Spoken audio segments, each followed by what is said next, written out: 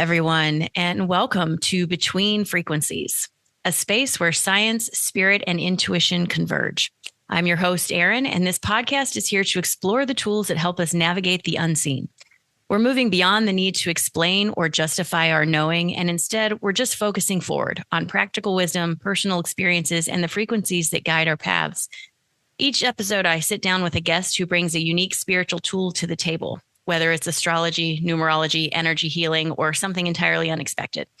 We'll explore what it is, how it works, and most importantly, how you can use it to expand your own awareness. Today, we're going to talk about manifestation, but through a lens that isn't always explored. We're going to talk about cards. We're going to talk about how you can use these cards to help yourself.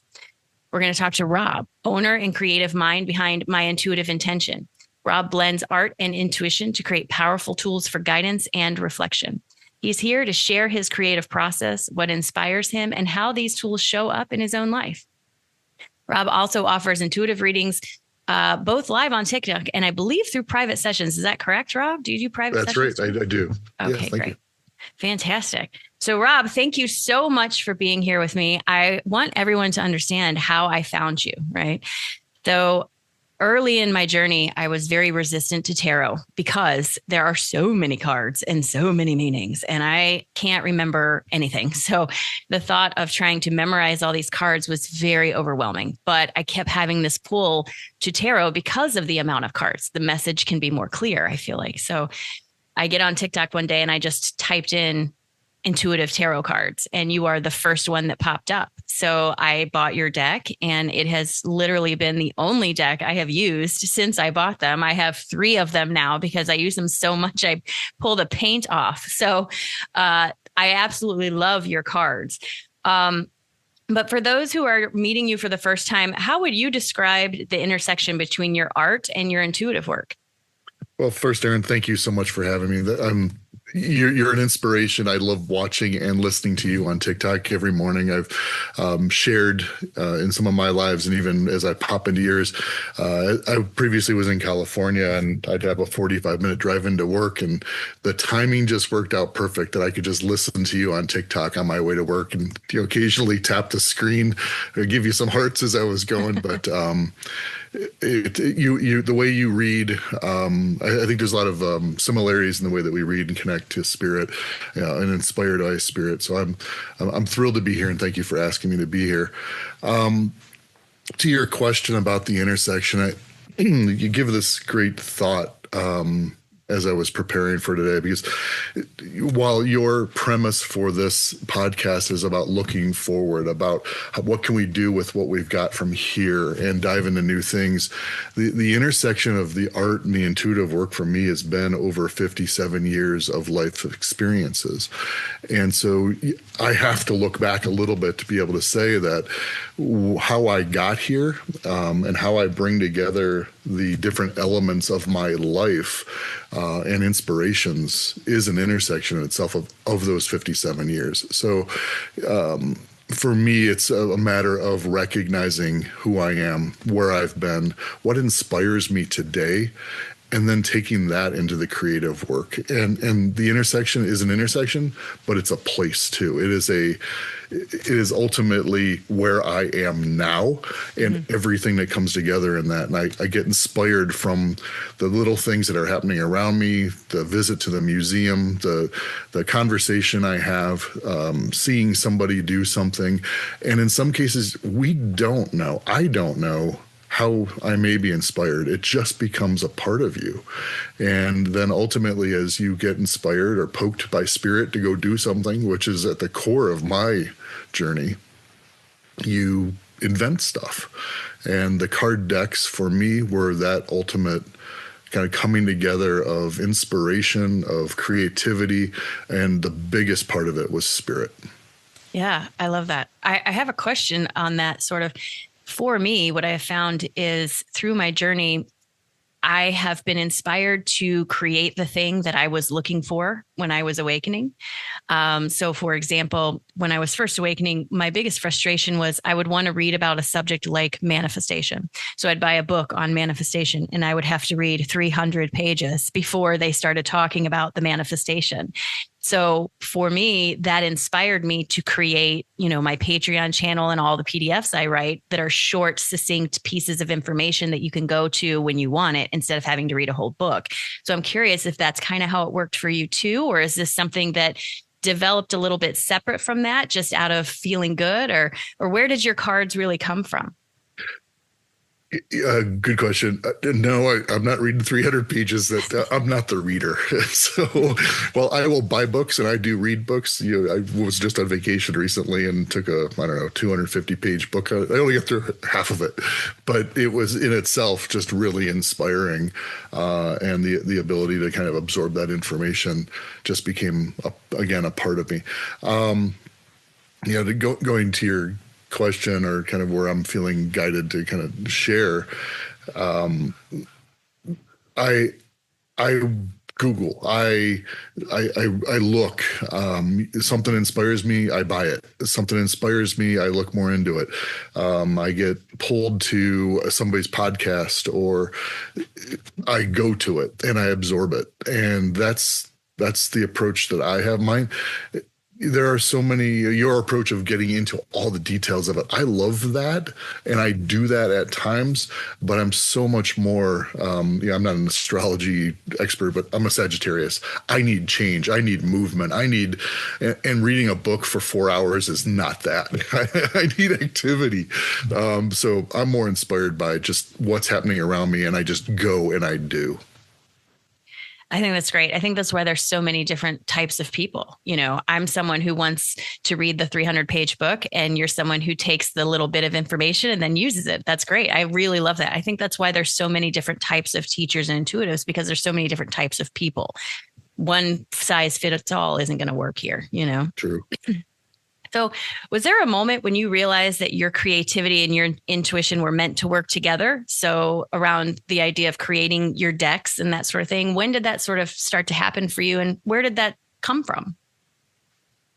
Yeah, the paranormal and supernatural was always of interest to me. So again, trying to go too back into the past, but that part of me continues forward too. And there was a point where, probably about 11, 12 years ago, that I knew I felt drawn to, and people were put in front of me because of my energy and their energy, and where the timing was right, that suddenly I was in the pre-TikTok type version of an app where I met somebody who was doing card readings, and I was just drawn to it. I'm doing the scrolling in this pre-TikTok app, and she actually was my first mentor, this person I met there.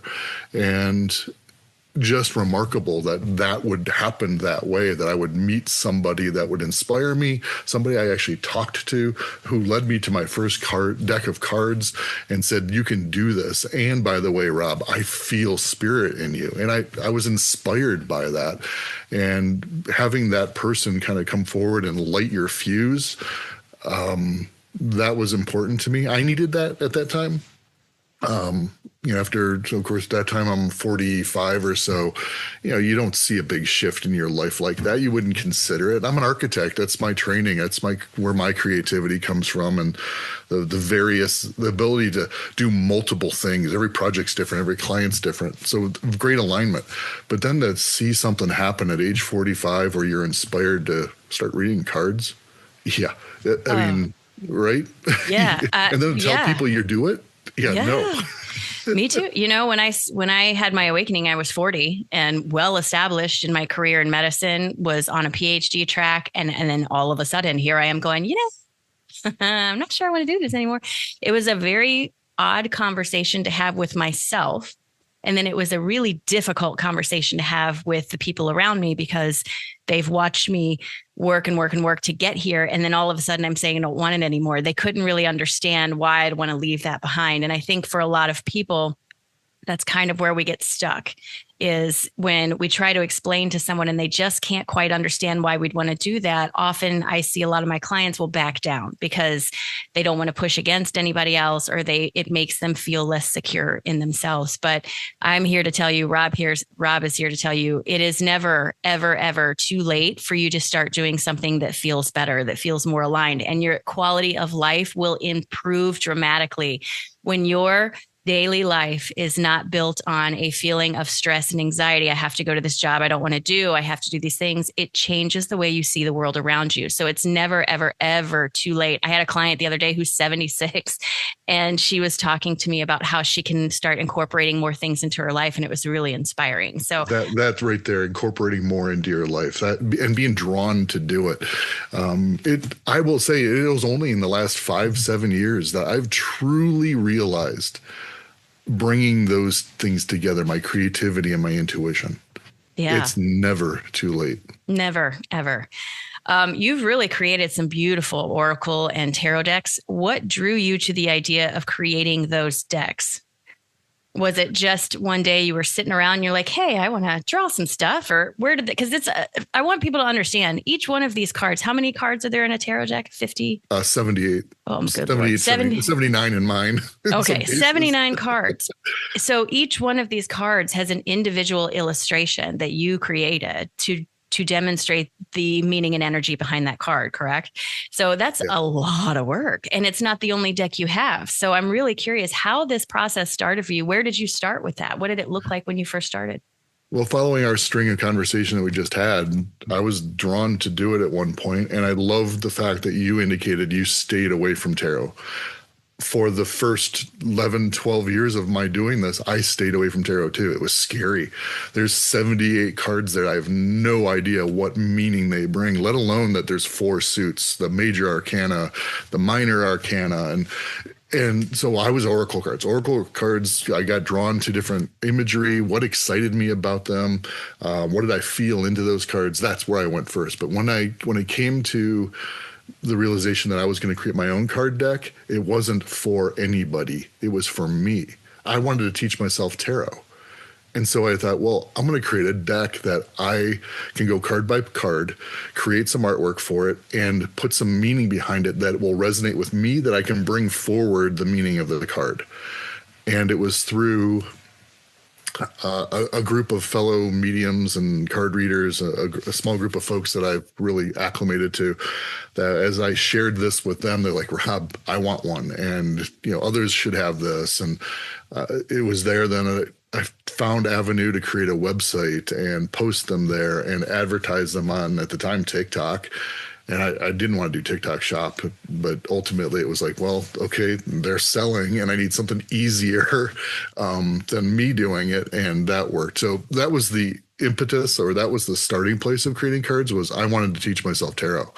And that inspiration to follow that path put me on, that left turn that said, okay, now you're creating card decks. Yeah, I love that. So that really sounds to me, it resonates with me with the idea of fulfilling the gap that you were looking for. What you needed to teach you, you created, right? I love that. That's empowerment right there. I need a tool, I'm going to make it. I love that. For my own curiosity, what was the first card that you drew?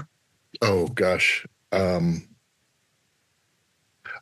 I can't say what card it would be, but I know I started with the major arcana in that deck. Yes, that it seemed smaller. There's 21 cards. Yeah. I could tackle 21 cards and go from there. Yeah.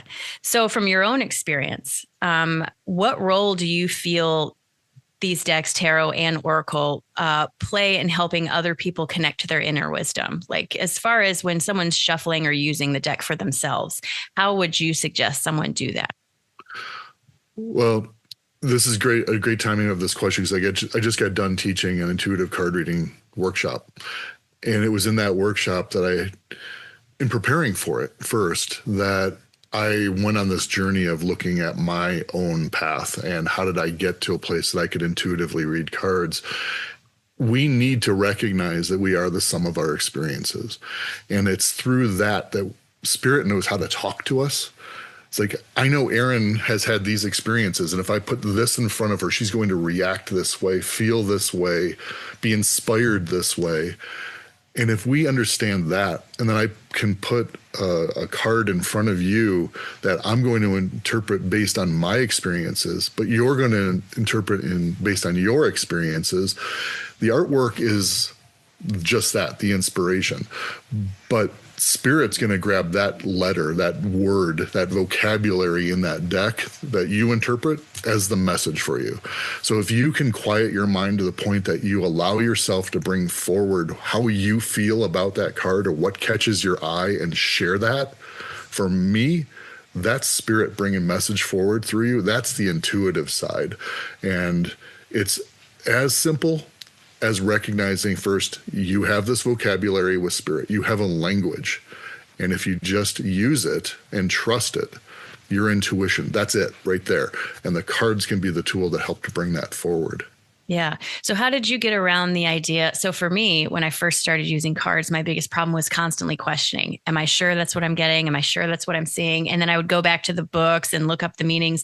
I once had someone tell me, she was a mentor to me. She did read cards, and she said, listen, when you can use a deck and you don't have to keep going back to the book over and over again, that's how you know it's your deck. And sure enough, I don't believe your deck comes with a book, but I started using your deck. And I remember thinking about halfway through a reading one day, I have never looked at the book. I've never had to pick it up. And I think that's really important because that was my intuition saying these cards speak to you. These cards work with you. So do you have any advice for people when it comes to their questioning of what they're receiving or the voice that comes up in the back of the head saying, oh, you're making this up? You know, everybody goes through that. That's the journey, Erin. That's the journey I've recognized is the trust. You've got to start to trust your intuition, and it's only through practice. And looking at your life and how you were inspired in different ways and going, gosh, that just wouldn't have just happened. It happened. I was inspired. And then the cards are the same way. You've got to trust what you get and just give it. And it's through that practice of just give what you feel and keep doing that you start to build some trust that there is something here. Spirit is guiding my interpretation of this or bringing forward the energy of which I'm seeing something in this card and I'm saying it out loud to me or my sitter. That's the journey of getting to a place of trust of your intuition. And then you're sharing that. That's the message of your sitter wants to hear. Spirit wants to give it to them. And if you can trust that, you're going to be successful at that. So for me, it's practice and giving what you get right away. What catches your eye? What is that thing that sounds out in your head? If I can, here's a little story. My first mentor that I mentioned earlier said, if you want to test your connection with Spirit, you want to know your guides are there, your loved ones are there. Ask yourself a question in your head. And before you get the answer, you hear it. Let me start that over. Before you finish asking yourself the question, you get the answer. That's Spirit. Ask yourself a yes or no question. Before you finish the question, you feel the answer. There's one of the things that you can test yourself with, I did, is my name Rob? And I did this yesterday as I was preparing for today, and I didn't get a yes or a no. I got a laugh. I felt the laugh. Like, that's funny, Rob. Ha, ha, ha. So you start to understand and feel these things from Spirit in a way that just from the trust and the quiet in your mind, over time with the practice, you really start to understand that just give what you get. Yeah. Like any other skill, it takes practice. You have to get used to it and trusting yourself. I think one of the best pieces of advice I ever got was someone asked me to stop asking my sitters if that makes sense.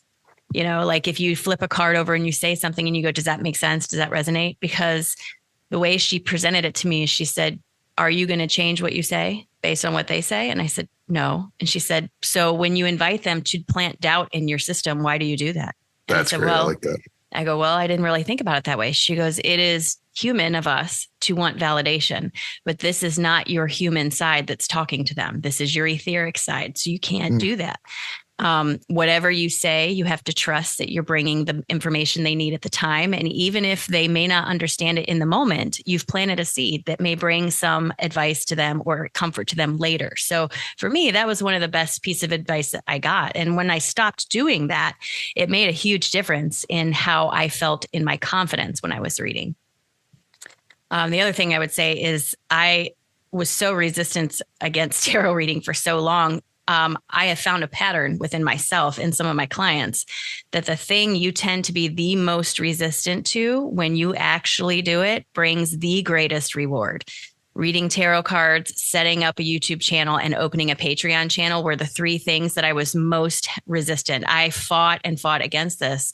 And all three of those things have turned out to be the most beneficial thing I could have done for myself. Wow. Yeah, I like that a lot. So I think when we have that resistance come up, it's just kind of an indication of the movement we're making, the growth we're doing. And growth is uncomfortable. It's not exactly fun to grow. You know, you remember when you were a kid and you're a teenager, you had growing pains. Same thing happens when you're an adult and you're growing into your spirituality, you know? You finally get comfortable with where you are or what you got done, and some new challenge comes along. No thanks. I know. It's everybody always says, I thought I was healed. Oh, honey.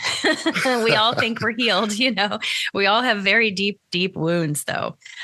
So tell me a little bit about your decks. You have several different decks, correct? So can you tell me a little bit about the types of decks that you offer and how people can use them as tools for themselves or to help other people? Yes, I think.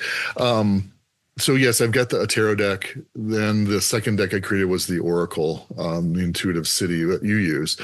That I didn't think I could do better than the tarot. I felt really good about it. People were like, "Oh, this is beautiful." And then in the process of creating the Oracle deck, which I wanted to create because that's how I grew, that's how I connected. So I wanted to give folks a tool that they could utilize in just connecting and getting messages from Spirit. What was the interesting twist was that Spirit brought forward that, well, Rob, look at the way you're approaching this. You're approaching it like a tarot deck as you're creating it. Put the tarot on the card too. There you go. Now you've got something that you can teach folk. Okay, here's your intuition. But along the way, you're giving some insight to what the tarot meaning of the card is as well. The next deck I created was the Intuitive Impressions. And it's really the final deck. And I'll talk about the mini decks in a second.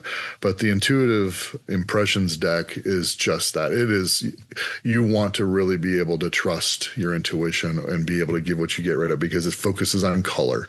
It focuses on shape. It's more of a Rorschach type. What's your first impression? What do you see in this? And give it. But it's also embodied with the chakras, the colors. It is a tarot deck. So if you know the tarot, then you can use the colors that are there, the shapes that are there to further take it to another level. It was after the Oracle deck that I decided to create a chakra set for the tarot. Yes, I have added that and I freaking love it. It's a great addition. Well, and I've got one for each of the decks, and so the first one I created was for the tarot. And what I love what you did was like, well, I like those. I'm going to use, even though they don't match, I'm going to use them in the Intuitive City. It worked for you, so hey, find what works for you and go. But for me, the chakras, there was somebody that I met early in my journey as well, who was indigenous, was native. Her mother is a shaman. The chakras they mentioned and worked with quite a bit, and she actually created what she calls chakra discs, and those lit me up to a place where I started to dive in a little bit. What do these mean? The first deck I owned had actually chakra cards in it, an oracle deck.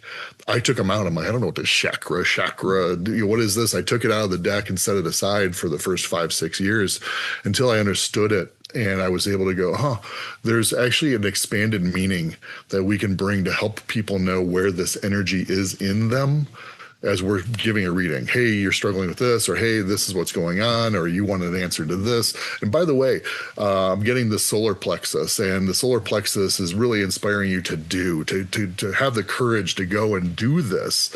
That's where you're struggling.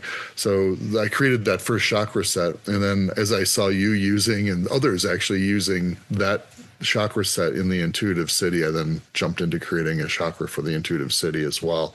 So they all work together. And frankly, I think if the cards felt good to you, you could take all your card decks and shuffle them together and you could still be as effective. It doesn't have to be just the card deck. In my intuitive reading workshop, I teach people, pay attention to what's going on around you. That's part of the reading. I use music in my readings all the time. I'm playing music, and I will get times when I feel like spirit's like grabbing my head and turning it toward the screen of the music and going, tell them this song. Listen to these lyrics. That happens to me too. Very much so. Yeah. So it's not just the card decks. It's everything around you. What's happening outside, the butterfly that just flew by, the fact that it went from cloudy to the sun just popped out for a second. These are all part of the energy of the moment, and include that in your reading. And I think that's an exciting expansion of just the cards. Yeah, absolutely. Your cards, for me, the ones I use, have the intuitive meaning. I'm curious what your thoughts are on how important it is for people to anchor in the traditional meaning of tarot. Like I know a lot of people, when they're learning tarot, they come to me and they say, I'm struggling to remember all of these cards. And I often find myself telling them, well, maybe it's not about remembering everything the book tells you about that card. Maybe it's about pieces here and there, and then what your intuition tells you. So from your perspective as someone who's created these decks, what do you think about the importance of traditional meaning of the traditional tarot? Like the Fool card, then the suits, it tells a story. It can feel very confusing. So I'm curious what you think about the traditional meanings and how we I know what you just said, incorporate everything around you, but that traditional meaning is what gets stuck in a lot of people's thought process. Well, I have to remember this. I have to remember this. And what do you think about that? In knowing the meanings of the tarot, you have, again, a vocabulary you can bring forward.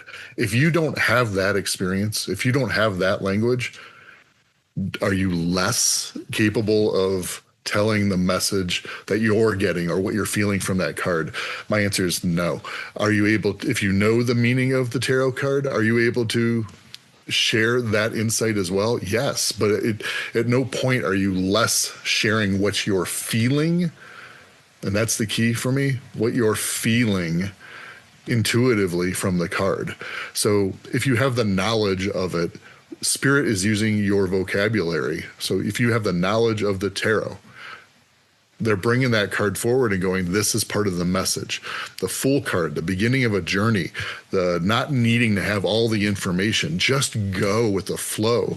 That message, if you know it, share it, and spirit's using it. Somebody who's sitting next to me who doesn't know it can look at it and go, I see somebody who's on a journey and they're on a cliff and it looks tedious, and how do I get around this? And and then there's the danger of I could fall. Those are the parts. Well, great, use that, share that, say that immediately. For me, again, spirit knows our vocabulary. So if you know the tarot, it's part of how spirit will talk to you.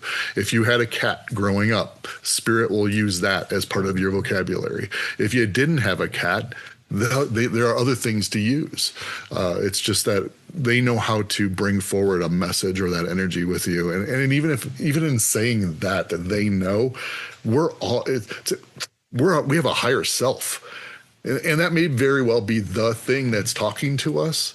It's us connecting with that bigger part of our soul that's coming forward. So is it a thing? Is it a person? Is it just us? It's the energy around us. And that gets into a whole nother level of woo-woo that we could talk about sometime. But I think it's just, if you've got the language in your head of knowing tarot, spirit uses it, you use it. If you don't, you aren't less. And spirit, it's not that spirit can't talk to you. How do you feel? Give it. Yeah. Use what works for you. To your point, I have always loved movies. I've always been an avid reader. I've always loved movies. So when my images are shown to me by my guides, they come in movie scenes.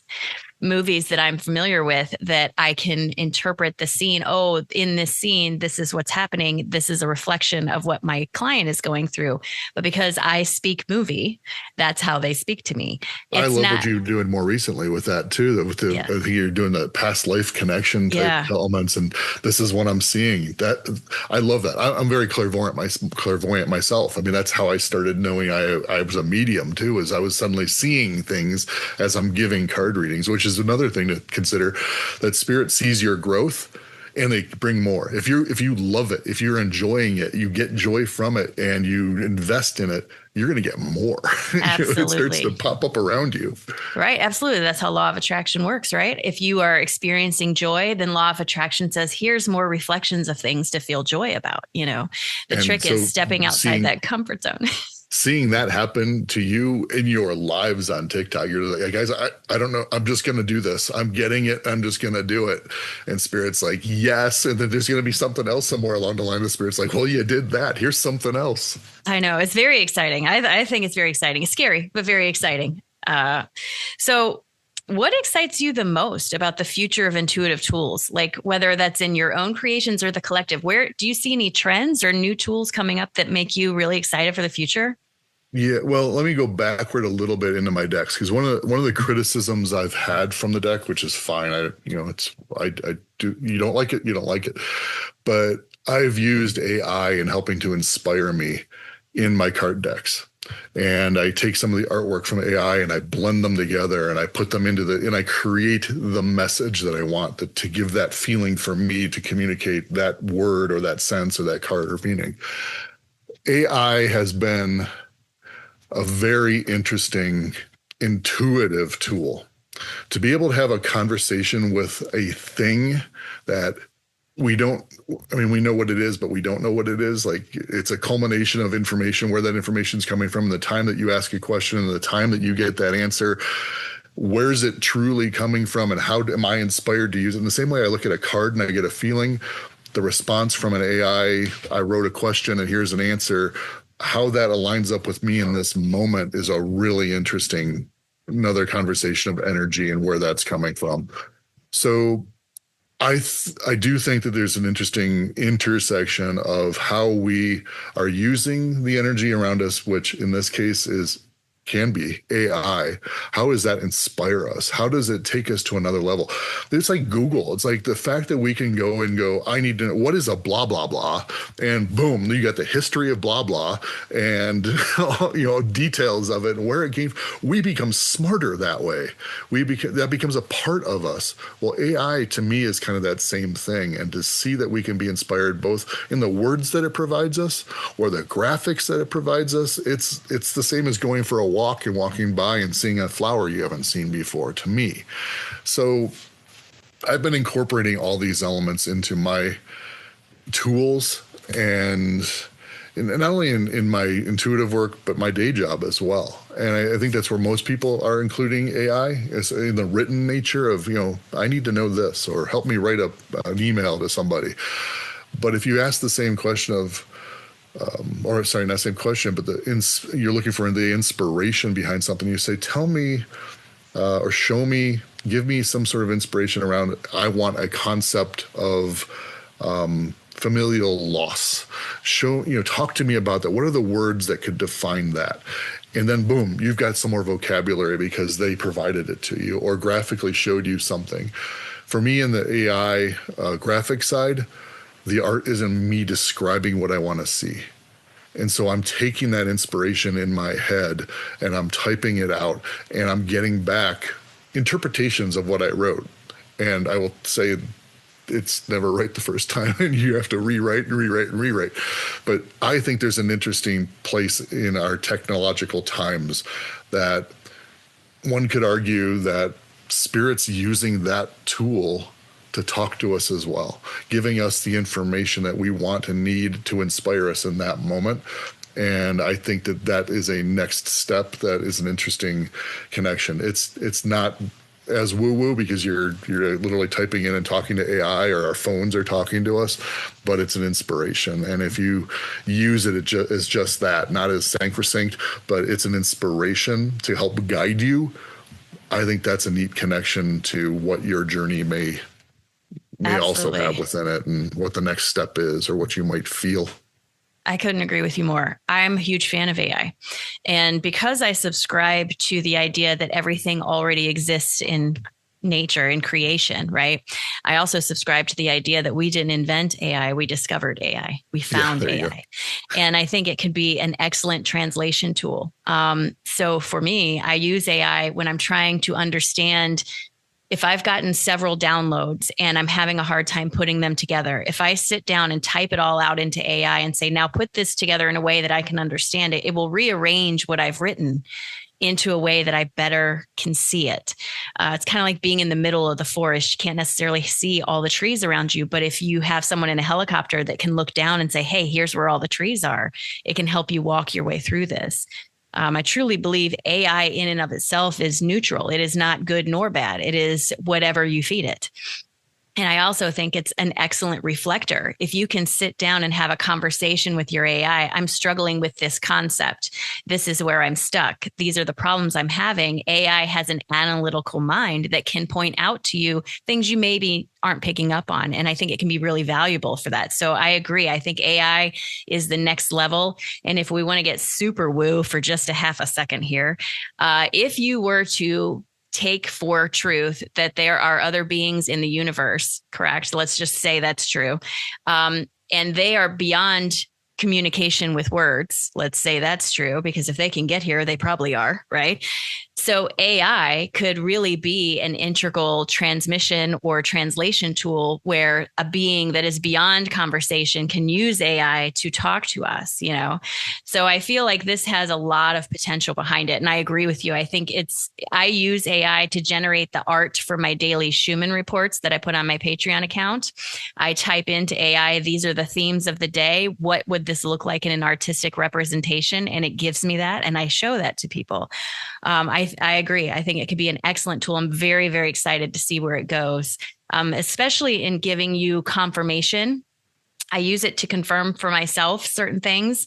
If I'm stuck on a concept, I'll type it. Is this what this means? And AI will say yes. Or sometimes it'll say, no, fool, that's not even close to what it means. Let's try again. You know, there's all these things that happen, but it can be a wonderful tool. So I agree 100%.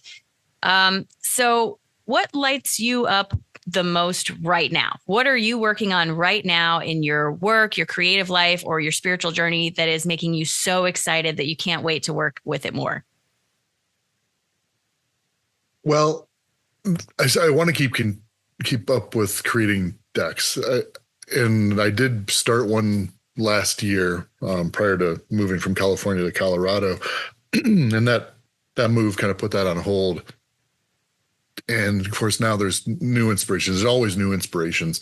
And I want to go back and I want to finish that deck because let me tell a little bit of story of that. I mean, it really kind of brings all this together. I was for a work trip going to a conference in Nashville. And prior to going to that trip, literally like the day before, I just got this boom in my head of, gosh, remember back in high school art, of which I did a lot of.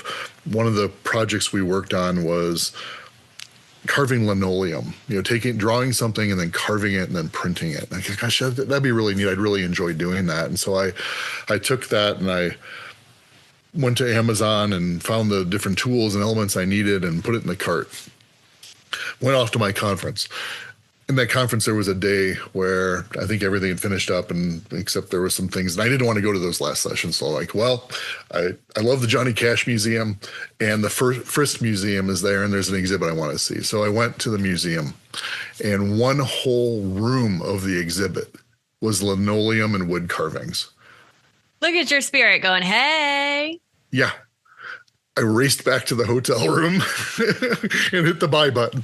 And I've been carving linoleum for the next deck. So I'm drawing out and inspired by AI in some cases, then drawing it, putting it on the linoleum, and I've been carving it. And of course, it takes a long time. I'm through the major arcana and the cups. I got to keep going. It's going to be a long time. So are you hand carving these? Hand carving. Oh my goodness. And then, so what do you do when they're on linoleum? Is that a print or is the card? Yeah. So then I will rub on the ink, or get the ink on there, flip it over, press it, and then I'll photograph it, bring it into Photoshop and InDesign to do the final touches on it, like I've done with all the cards. So that's one of the things that I see coming, and I'm inspired to do it. But I've also more recently, in my move, connected with one of my mentors that actually lives only 20 minutes away, and then being able to expand the types of things we're both interested in right now, which is actually getting into more of the physical side of mediumship, table tipping, ghost hunting. More recently, and I know this is just sound, but behind me I've got a little, what is called a spirit bell, and it's got an EMF detector in it, and it rings the bell whenever it gets the EMF sense. And just this past weekend I did 2 TikTok lives, and I'm like, okay, spirit's like, do it, Rob, do it. So I turned it on, and while I'm doing my card readings, it's back there dinging in occurrence and yeses and nos, and so we'll see where that goes, but that's really lighting me up right now too. That's really exciting. Physical connection to spirit that can be around us as well. And I like the bell rather than the beeping sensors and stuff like that, because there's a physical nature to the bell, let alone historical. But and the sound of it is just that bell sound. So I'm seeing myself expand into other areas of mediumship, spiritual connection, ghost hunting, maybe, but it's more just that physical connection to spirit. They can, and I've seen it, move things, make sounds, the knocking that we see in some of the recent videos of elements.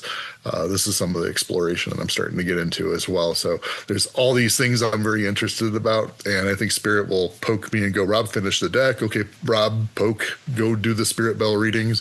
Poke, Rob, here's a new deck. And I'm just going to follow that flow. I love that. That happens to me a lot too with inspiration. I will start something and be on fire for it for about a week, and then I get drawn to something else. I will always go back and finish that original thing, but I think where a lot of my clients tend to get caught up is they feel like because they started it, they need to finish it. And what I have to say is maybe the reason you've lost interest in it temporarily is because you need to learn something else. And then you incorporate that into it. Follow your inspiration. Gosh, yes. Just because you started it doesn't mean you have to finish it right now. Give yourself permission to try new things, incorporate new stuff, learn about art. Maybe you go to an art museum and something you see there inspires you to come finish what you started. You don't have to force it. Allow it. It's the biggest thing I tell all of my clients. It is not about force. It is about allow. Manifestation is not about what do you need to do. It's about what do you need to stop doing. Stop pushing yourself. Stop berating yourself. Stop putting hard goals on yourself. At least for me, that's been very helpful. Absolutely. And I referencing my mentors along the way here, and they're the ones that give you, just like you're saying, build information. Anybody on their spiritual journey that's like, well, I don't have time to commit to it, or I have this, and then this came up and I had to, that's the flow. Go with the flow. My mentor said, because I was challenged, I'm like, I've got my day job. I want to do card readings, but I've got my day job and I can't do both. And she just said, Rob, it's always there. It's always there. You can come to it whenever you want. So don't also feel the pressure that you need to be dedicating. I've got to meditate, or I've got to connect with spirit, or I didn't do my card reading today. Go with the flow. And the spiritual side will always be there. Absolutely. This universe is about balance. It's about and, not or. It's about finding a way to do more than one thing that helps you feel good, meeting your obligations while also fueling your fire, I think is the balance that we're all trying to find.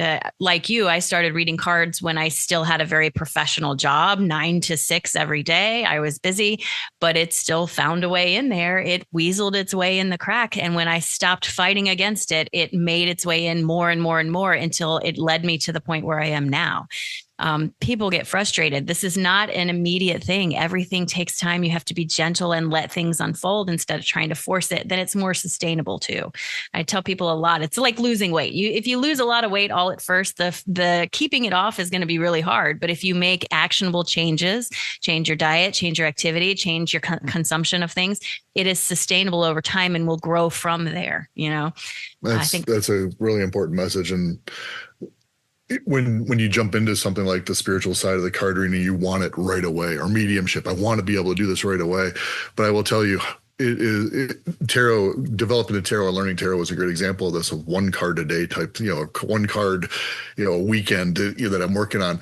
But time goes so fast when you are doing the things that you enjoy doing and you're absorbing it. Don't worry about the I need it now or I want it now. Just investing your time and energy and love into something brings more of it. So, your point of that manifesting, you'll start to see people popping into your life that were never there before, and other people sliding away because your energy's shifting. Your spirit and your life experiences are bringing the things that you want in your life, but they're happening because you're investing joy in them. Yes. And that's what brings more of that. Yes. Your frequency is like a radio station. When you change the radio station, there's different music. So that's going to draw different inspiration, different people, different circumstances to you. Absolutely. Something, just a side note, there's a really interesting scientific theory called the Hawkins Omniversal theory. And in his theory, he talks about time being a function of frequency.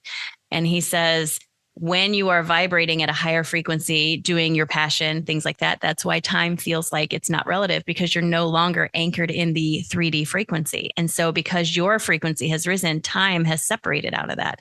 And he talks about it in relation to black holes and all kinds of stuff. It's a really interesting theory. This guy he's on to something here, and it's starting to gain traction. So I encourage everybody to go look into that. He explains a lot of stuff about frequency, time, black holes, all the kind of stuff.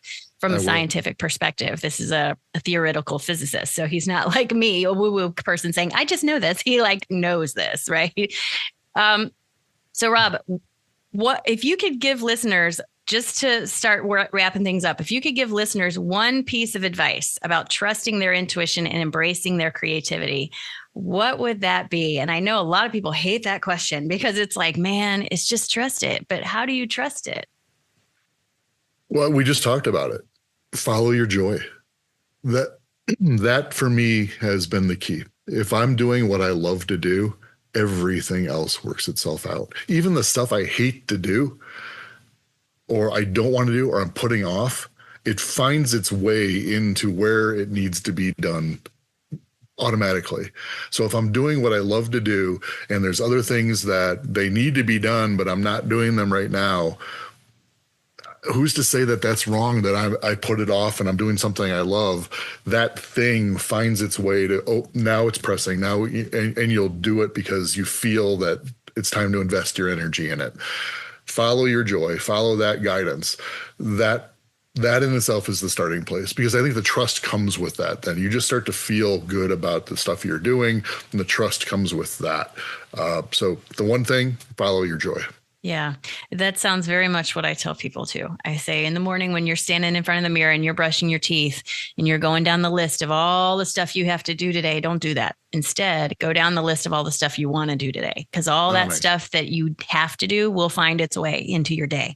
Yes. So when you're standing there, instead of saying, I have to go to the store, I have to do this, I have to do laundry, I start my day with saying, I'd really love to go to the park today. I'd really love to go to the Maker's Market. I'd really love to go for a walk. I would love to have a nice Capri salad for lunch. Like, I start putting that in my day, and those things come to pass. And then all the things I have to do just sort of make their way in there. You don't have to worry about it. It'll find you. Don't worry. You're not going to get away from those sorts of things. Yes. All right. So Rob, tell people, where can they find you? Where can they find your cards, and what kind of classes do you have? Give them the rundown on all your goodies. Well, probably the easiest way for a lot of folks to find me is on TikTok. I'm intuitive_intention. And I do readings on there, usually on the weekends. I'm trying to be better about just popping in at certain times, and I think that'll start to happen because I enjoy it so much. The other place is you can see on TikTok, I've got my TikTok shop, so that's there. But I really enjoy using Etsy. Here I can say the word Etsy without feeling like I'm in a violation or some sort of point against me. So Etsy is a great place. They make it so easy to sell the decks. So please go to Etsy. I have a website as well, and that's intuitiveintention.com. It's there that you can book readings with me. The very non-traditional, you sign up for a reading. Then we find a time together. It'll ask you to pick a time, but we find a time together. I have a day job, so let's find the time that just works for both of us. So you get on there. And if you just want to see what I'm doing and type of readings, and I teach as I read. So come on the TikTok and look for me. Hit that little bell and it'll notify you when I'm live.